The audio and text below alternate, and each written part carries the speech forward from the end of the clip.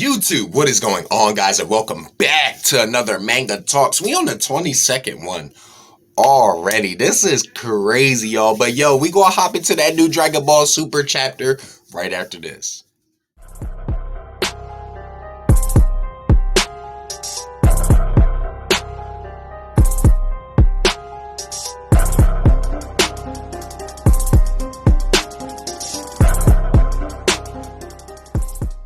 Alright guys, we are back, okay? We are in chapter 79, Gas versus Granolah. The big elephant in the room is which one is stronger. Both the chapters have been unexpected this week, I have to say, okay? But let's hop into this, yo, cause my man's is just, yo, Elec, yo, my man's over here celebrating with wine. My man's is up on the ship acting like everything is gravy. Like his man's Gas got this. All right. With that being said, his man's was like, yo, you want to move closer to the battlefield? He was like, nah, I don't want to get no dirt debris in my wine. You feel what I'm saying? He think everything is sweet, okay? Meanwhile, on the battlefield, okay, Vegeta has just given Granolah a Senzu beam. All right.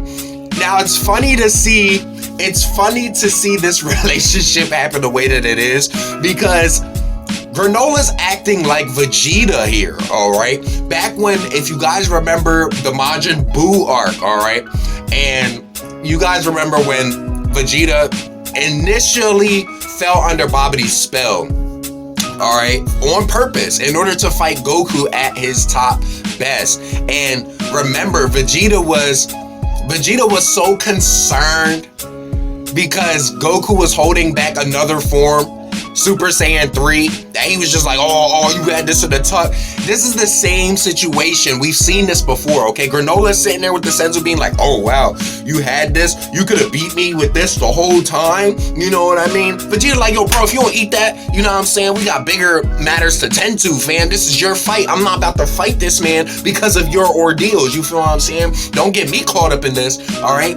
So he ends up giving Granolah the Senzu bean. And yo, Granolah, I gotta say, back at peak performance is heat. This man's putting in work going up against Gas. You feel me? So, Monaito, he ends up saving Monaito, okay? And Monaito ends up giving him back his glasses, okay? Or his glass eye, all right?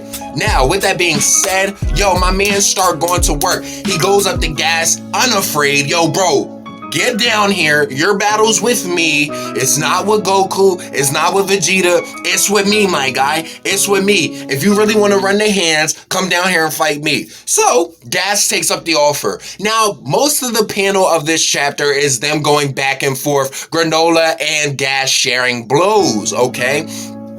But I will be showing those panels accordingly, okay? Because this battle is great. It is good. But Vegeta and Goku notice something, okay? And Monaito has to debunk their theory.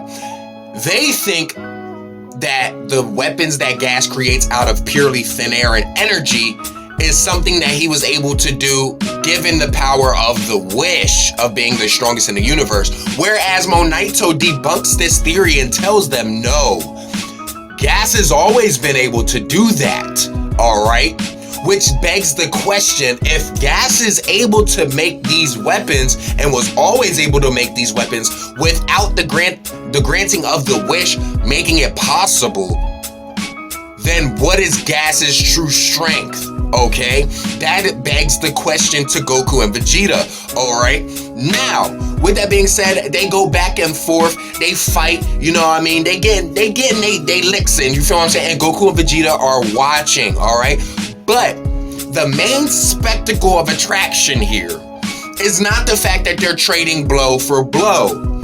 It's the fact of it comes down to one technique, all right, that could change the tide of this battle for good if used properly, all right? Vegeta starts to notice. They start to instant transmission everywhere during their battle, Granolah and Gas. But Vegeta starts to notice, yes, giving the facts to Goku, like, yes, you were the first one to do this. Even Goku was short-sighted of his technique being used incorrectly. Whereas Vegeta, on the other hand, he's stating, listen, watch Gas, okay?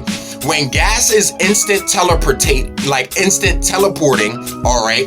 In the panel that you guys have seen or will see, you will see that Granolah is getting ready to aim one of his shot blasts at Gas, and Gas instantly teleports in front of him, which gives Goku that, wait a minute, that's my technique. You feel what I'm saying?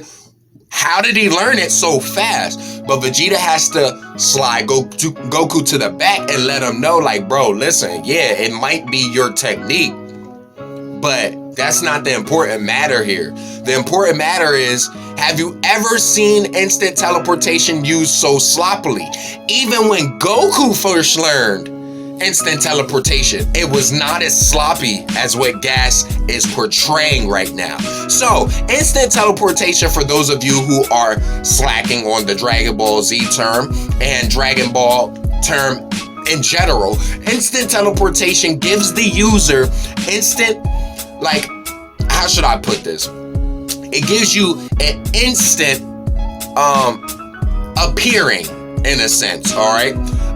But it requires a couple things. It requires you to manifest the energy and think of a solid energy, or let's just say, quote unquote, a landmark, something that's going to give that memory picture or life in your mind, so your body as an energy source can take you there. All right, now if we're actually using this in terms of battle, all right, that's like Goku almost receiving a hit, but transferring his nature or energy elsewhere by thinking of a different place or a different atmosphere. You feel what I'm saying? Or space, okay?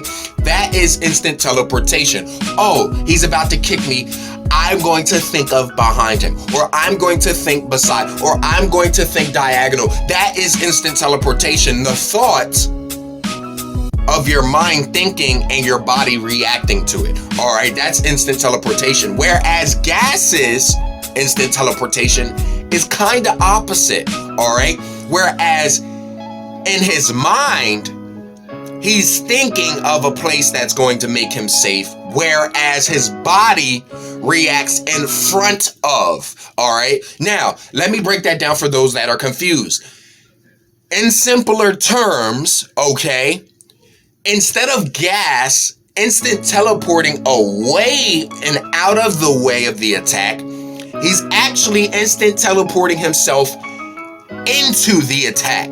All right, whereas you guys will see in the upcoming panels, if you have not already, where Granolah is attacking him, and yes, Gas is teleporting away from the attack initial swing of it, but he's ending up at the end of it. So that's like me giving you a kick, a roundhouse kick, and you teleport out of the swing of my kick, but you actually take the damage by actually teleporting yourself at the end of where my foot is, okay?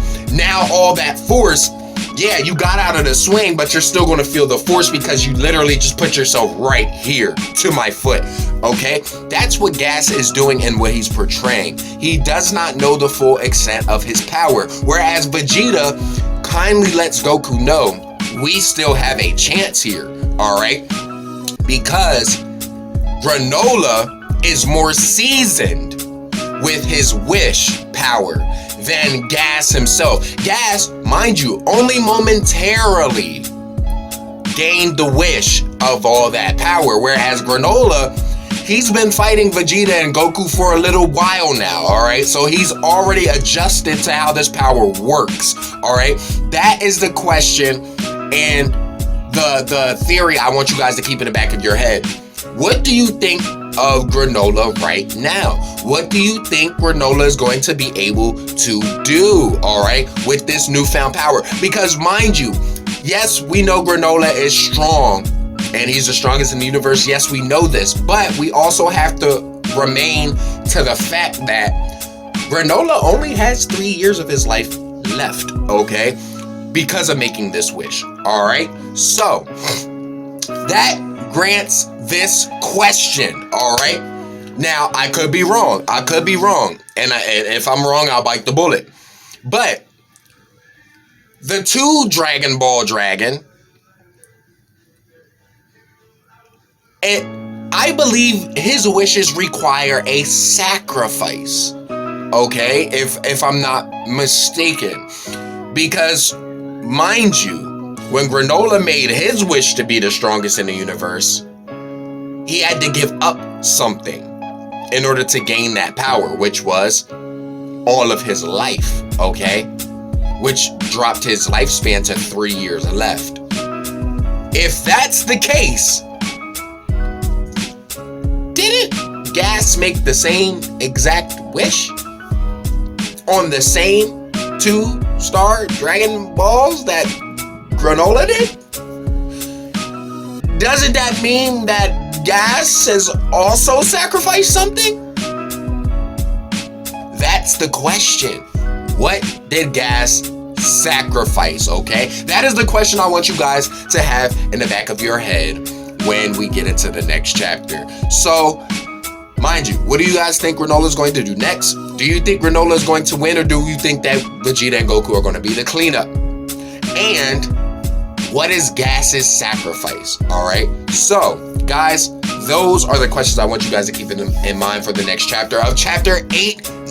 We on 80 already. But, guys, if you enjoyed this video, you already know what to do. Don't be afraid to hover and haunt that like button. Subscribe today to become part of the Soul Gang Team Nephilim. Let's get it.